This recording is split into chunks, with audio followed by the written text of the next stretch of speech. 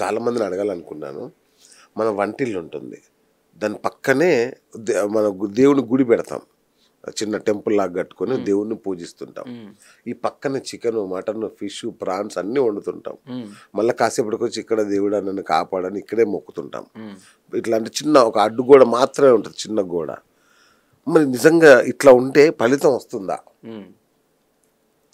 మంచి ప్రశ్న.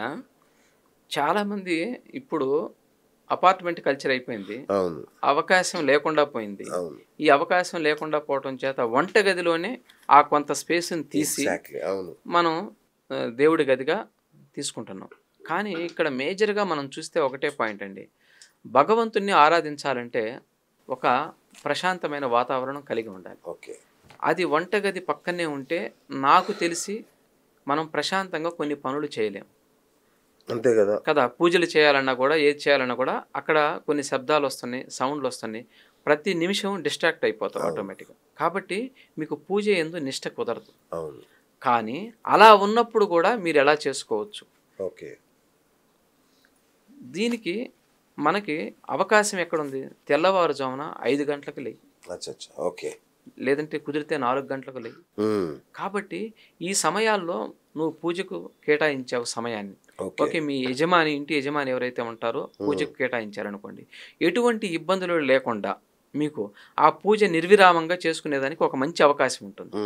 అయితే అప్పుడు మీకు కాలం సహకరిస్తుంది, ఈ ప్రకృతి సహకరిస్తుంది. ఈ ప్రకృతి సహకరించడం ద్వారా మీరు చేసుకునే ఆ పూజకు ఫలితాలు వస్తాయి. కాబట్టి ఏ టైంలో పడితే ఆ టైంలో పూజలు చేయకండి. దానికి కొంత సమయం మనకి భగవంతుడు కేటాయించున్నాడు, మనకి శాస్త్రాలు చెప్పున్నాయి. కాబట్టి ఆ సమయాల్లో చేసుకోవటం చాలా ఉత్తమమైనది. పూర్తిగా సత్ఫలితాలు రావాలంటే మనకు ఆ సమయాన్ని తీసుకోవటం అనేది మంచి పాయింట్. ఓకే. అట్లాగే ఇంకోటి గురుగారు, చాలామంది అంటుంటారు, వాళ్ళు వండారా నేను తినను, వీళ్ళు వండారా నేను తినను, పలానా వాళ్ళు వండితేనే తింటాను, లేదంటే ఇట్లాంటి తేడాలు ఎందుకు గురుగారు? అంటే అంటే ముఖ్యంగా పూజలో ఉన్న సమయంలో కానీ వాటిల్లో కానీ ఇట్లా పలానా వాళ్ళు వండితేనే తినాలి అనే దానికి మనకు దానికి వచ్చే ఫలితానికి ఏమైనా సంబంధం ఉంటుందా? ఉంటుంది. ఓకే. ఎలా ఉంటుంది అంటే, మనం పూర్వం మనకి బ్రాహ్మణులు, మనకి శాస్త్రం తెలిసిన వాళ్ళు చెప్పేది ఏ విధంగా చెప్పారంటే, మడిగట్టుకొని వంట చేయమంటున్నారు. దేనికి మడిగట్టుకొని వంట చేయమంటున్నారు? కేవలం నీలో ఉన్న కామ, క్రోధ, మదమాచర్య, లోభ, అహంకారాలు, సత్వగుణము, రజోగుణము, తమోగుణం అనే గుణాలు ఎప్పుడు నిరంతరం నిన్ను ఎరుకలో లేకుండా మనస్సుని ఆయుధంగా చేసుకొని రకరకాలుగా ప్రవర్తిస్తూ ఉంటాయి. Okay, okay. కాబట్టి వంట చేసేటప్పుడు నియమనిష్టలతో మనం చేయాలి. ఎందుకు చేయాలి ఆ నియమనిష్టలు అంటే, మీరు తిన్న ప్రతి ఆహారం కూడా అది ప్రసాదంగా మారాలి. ప్రసాదంగా మారినప్పుడు మాత్రమే నీకు మంచి యోగ్యత కలుగుతుంది. కాబట్టి ఏంటంటే, అనేక రకాల ఆలోచనలతోటి కొంతమంది వంట చేస్తుంటారు. మనం ఎందుకు ఇంట్లోనే చూస్తామండి, జనరల్గా ఇంట్లోనే చేస్తూ ఉంటారు. వాటి వల్ల ప్రయోజనం ఉండదు మనకి. కాబట్టి మీరు ఏ విధంగా అయితే అరుస్తూ ఒక వంటను మొదలుపెట్టారు, లేదో పిల్లవాడిని తిడుతూ ఒక వంటను మొదలుపెట్టారు, ఇట్లా అనేక రకాలుగా మన యొక్క మానసిక స్థితి అనేక రకాలుగా కంపించిపోతూ ఉంటుంది. అసలు మీరన్న సత్వ తమో రజోగుణాలన్నీ వంట రూమ్ నుంచే వినబడుతుంటాయి. గిన్నెల శబ్దాలు, అరుపులు, కేకలు, ఫోన్లు అన్ని వంట రూమ్ లోనే. ఆ సమయానికి వీళ్ళ ఆలోచన తీరు ఏదైతే ఉంటుందో, వీళ్ళ యొక్క పరిస్థితులు ఏ విధంగా అయితే ఉంటాయో అవన్నీ కూడా ఆ వంటలోకి వెళ్ళిపోతుంటాయి ఆటోమేటిక్.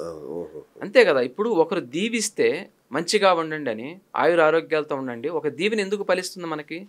మనిషిలో కొంత శక్తి ఉంది. కాబట్టి నువ్వు వంట చేసేటప్పుడు కూడా ఏదో నీకు తెలిసిన ఒక చిన్న మంత్రం, ఓం నమో నారాయణాయ, ఓం నమ శివాయ, ఇట్లా చేసుకుంటూ సాత్వికంగా నీ ఆలోచనలు కలిగి నువ్వు వంట చేస్తే అది ప్రసాదంగా ఉంటుంది. కాబట్టి ఆ వంట తిన్న వాళ్ళకి అనేక రకాలుగా ఆరోగ్యం కూడా బాగుంటుంది. అట్లాగే ఇప్పుడు మీరు చెప్పిన ఈ సత్వ తమో రజో గుణాలు ఏవైతే ఉన్నాయో వీటి ప్రభావం మన జాతకం మీద ఉంటుందా గురుగారు? 100% ఉంటుంది. అవునా? ఎందుకు ఉంటుంది మన జాతకం మీద అంటే, మీరు ఒక లగ్నాన్ని పరిశీలిస్తే మనం, ఒకరు కుజుడు యొక్క లగ్నంలో పుట్టారు, ఒకరు శని యొక్క లగ్నంలో పుట్టారు, ఒకరు గురువు యొక్క లగ్నంలో పుట్టారంటారు. ఎందుకు ఇన్నేసి లగ్నాల్లో పుడుతున్నారంటే పూర్వజన్మల్లో ఆచరించిన కర్మల ద్వారా ఈ కర్మల ఫలితంగా వీడు జన్మ తీసుకుంటూ ఉంటాడు మనిషి.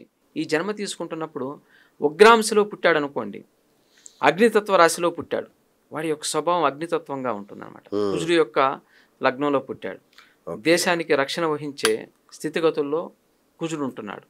కాబట్టి కుజుడు యొక్క మనం లగ్నాన్ని తీసుకుంటే, అతని యొక్క లక్షణాలను తీసుకుంటే, మనం ఈ చార్ట్లో ఈ జాతకంలో అతనికి సైన్యాధ్యక్షుడి యొక్క పదవిని ఇవ్వచ్చు, రక్షణ బాధ్యత ఇవ్వచ్చు. కాబట్టి అటువంటి అంశాలలో పుట్టిన వాళ్ళు తప్పకుండా ఈ సత్వగుణం, రజోగుణం, తమోగుణం వీటికి కారణమవుతుంది. ఎక్కువగా కొంతమంది వీరత్వం కలిగి ఉంటారు. వాళ్ళు తినే ఫుడ్డును బట్టి, వాళ్ళు పుట్టిన లగ్నాలను బట్టి చాలామందికి నాన్ వెజ్ అంటే ఇష్టంగా ఉంటుంది. పైగా ఈ శత్రువులతో పోరాడాలన్నా, సైన్యంలో పనిచేయాలన్నా అవి కంపల్సరిగా మనకు వర్తిస్తున్నాయి. కాబట్టి ఏంటంటే ఈ గుణాలు కొంతమందికి అధికంగా ఉంటుంది, చాలా మందిలో సత్వగుణం చాలా తక్కువగా ఉంటుంది. వాళ్ళు కొందరు మన దేశానికి రక్షణ వహించేదానికి కావచ్చు, ఇంటికి రక్షణ వహించేదానికి కావచ్చు, గ్రామానికి రక్షణ వహించేదానికి కావచ్చు, ఇలాంటి విశేషాల్లో వాళ్ళు జన్మ తీసుకుంటున్నారు. కాబట్టి అవి మూడు మన మీద ఎప్పుడూ పనిచేస్తుంటాయి. సూపర్. అట్లాగే గురుగారు, మామూలుగా మనకు కొన్ని పరిహారాల రూపంలోనూ చాలామంది జ్యోతిష్యులు చెప్తుంటారు, మీరు స్వయంభూ క్షేత్రాలకు వెళ్ళండి, తీర్థయాదులకు వెళ్ళి రండి, పలానా దేవుడు పలానా అక్కడెక్కడో ఉన్న ఆలయానికి వెళ్ళి వస్తేనే నీకు యోగిస్తుంది, ఫలితం ఇస్తుంది, ఇట్లా చెప్తుంటారు కదా. ఎందుకలా? అది అట్లా చేస్తే దేవుడు అన్ని చోట్ల ఉన్నాడు, మన వంటగది పక్కనే ఉన్నాడు, మన ఊర్లో శివాలయంలో, విష్ణువాలయంలో ఉన్నారు, అయినా అక్కడికి ఎందుకు వెళ్ళాలి? ఓకే, మంచి ప్రశ్న. ఎందుకు అంటే మన జాతకంలో కొంత తీయలేని ప్రారంధాలు గ్రహాలు మనకి ఇస్తూ ఉంటాయి. చాలా ఇబ్బందులకు గురవుతూ ఉంటాం గ్రహ దశలు నడుస్తున్నప్పుడు. ఈ గ్రహ దశల్లో కూడా ఎలా ఉంటాయంటే, ఒకసారి లగ్నానికి వ్యయాధిపతి దశ అని, అష్టమాధిపతి దశ అని, షష్టమాధిపతి దశ అని, తృతీయాధిపతి దశ అని నడుస్తూ ఉంటాయి. ఈ దశల్లో ఏంటంటే అవి శుభకరమైన దశలు కాదు అంటారు జ్యోతిష శాస్త్రం. కాబట్టి ఈ శుభకరమైన దశలు మనకి లేనప్పుడు ఎటువంటి దేవాలయాల్లో మనం పూజలు చేపించుకుంటే మనకు మంచి ఫలితాలు వస్తుంది, ఎటువంటి క్షేత్ర దర్శనం చేస్తే మనకి ఆయుర ఆరోగ్యాలు, ఐశ్వర్యం, సమృద్ధిగా ఉంటుంది, ఇబ్బందులు పడకుండా ఉంటాం అనేది ఏంటంటే తిరుమల ఉంది. తిరుమల ఇప్పుడు కలియుగ దైవం ఆయన, మనకి సర్వ పాపాలను హరించగలిగే శక్తి కలియుగ దైవానికి ఉంది.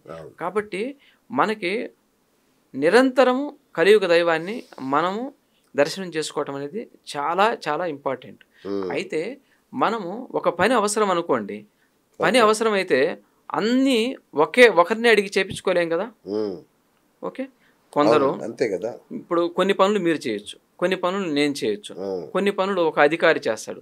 అట్లాగే ఈ అధికారాలు కలిగి ఎవరైతే ఉన్నారో వాళ్ళ దగ్గరికి వెళ్తేనే కొన్ని పనులు అవుతున్నాయి. కాబట్టి విశేషమైన క్షేత్రాలు, ఇప్పుడు మనకి శ్రీశైలం క్షేత్రం ఉంది, ఒక ప్రత్యేకమైన పవర్ కలిగిన క్షేత్రం. కాశీ ఉంది, కొంత ప్రత్యేకమైన పవర్ కలిగిన, భగవంతుడే సాక్షాత్తుగా ఈ భూమి మీద అడుగుపెట్టిన ప్రదేశాలు. కాబట్టి అడుగుపెట్టిన ప్రదేశాలు కాబట్టి వాళ్ళకి మన యొక్క ప్రారంధపు కర్మని తీసే శక్తి ఎక్కువ కలిగి ఉంటారు. ఆ క్షేత్రాల్లో ఎక్కువ శక్తి నిక్షిప్తమై ఉంటుంది. కాబట్టి ఈ క్షేత్రాల్లో శక్తి ఎక్కువ నిక్షిప్తమై ఉంటుంది కాబట్టి ప్రారంధపు కర్మను తగ్గించుకునేదానికి మనకు అవకాశం ఉంటుంది. అందుకే తీర్థయాత్రలు మనల్ని చేయమంటారు, ఎన్నో నదుల్లో స్నానం చేయమంటారు, ఎన్నో తీర్థాల్లో తలస్నానం చేయమంటారు. అలాగే తిరుమలలో కొన్ని తీర్థాలు ఉన్నాయి, తుంబుర తీర్థం అంటారు, ఆకాశగంగ అంటారు, కపిల తీర్థం అంటారు. ప్రతి ఒక్క తీర్థానికి కొన్ని విశేషమైన లక్షణాలు ఉంటాయి. కాబట్టి ఆ విశేషమైన లక్షణాలు ఉన్నప్పుడు మనం వాటిల్లో స్నానం ఆచరించినప్పుడు మన కర్మలు కొన్ని క్షయమైపోతుంటాయి. మనకు జరగాల్సిన నష్టాలు, కష్టాలు ఇవేవైతే ఉంటే తప్పించుకునేదానికి అవకాశం ఉంది. దాన్ని మనం జ్యోతిష్యం చూపించుకొని పరిశీలన చేసి ఏ విధంగా ఏ దశలు నడుస్తున్నాయి, మనకి ఇప్పుడు మనం ఏం చేస్తే మనం బయటపడతాం, ఈ కష్టం నుండి ఏ విధంగా బయటపడవచ్చు, ఇది కూడా వాళ్ళ జాతకంలో రికార్డెడే. ప్రతి ఒక్కరికి అవకాశం ఉండి రాలేరండి, కొంతమంది మాత్రమే చూపించుకోగలరు. చూపించుకొని దాని నుండి తప్పించుకునేదానికి అవకాశం ఉంటుంది.